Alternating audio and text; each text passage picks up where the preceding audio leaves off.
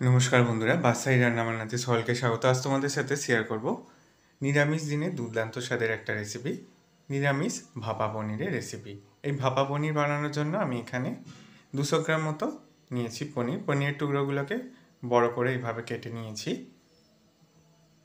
একটু পনিরগুলোকে আমি shallow fry করে নেব। হালকা করে পনিরের টুকরোগুলোকে ভেজে নিচ্ছি। পনিরের টুকরোগুলো ভাজা হয়ে গেছে।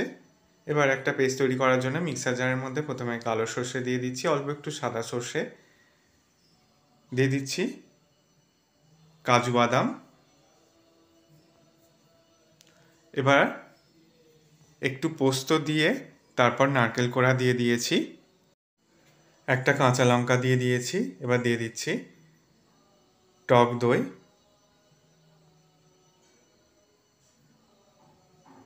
পরিমাণ মতো লবণ, স্বাদ অনুযায়ী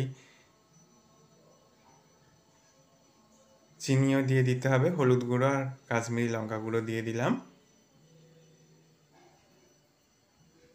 সামান্য জল অ্যাড করে দিয়ে দিয়েছি।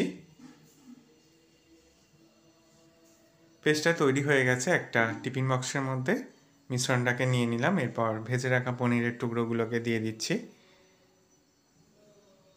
আমি টমেটোর স্লাইস এইভাবে ভেজে রেখেছিলাম, সেগুলোকেও দিয়ে দিলাম।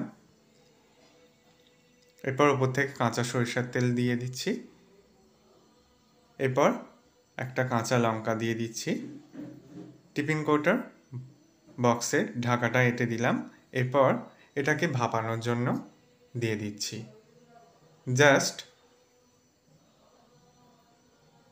15 মিনিট ভাপিয়ে নিলেই তৈরি হয়ে যাবে দুর্দান্ত স্বাদের নিরামিষ ভাপা পনিরের রেসিপি। আশা করি রেসিপিটা তোমাদেরও ভালো লাগবে। ভালো লাগলে বন্ধুদের মধ্যে অনেক শেয়ার করো, লাইক কমেন্ট করতে ভুলো না। সকলকে ধন্যবাদ।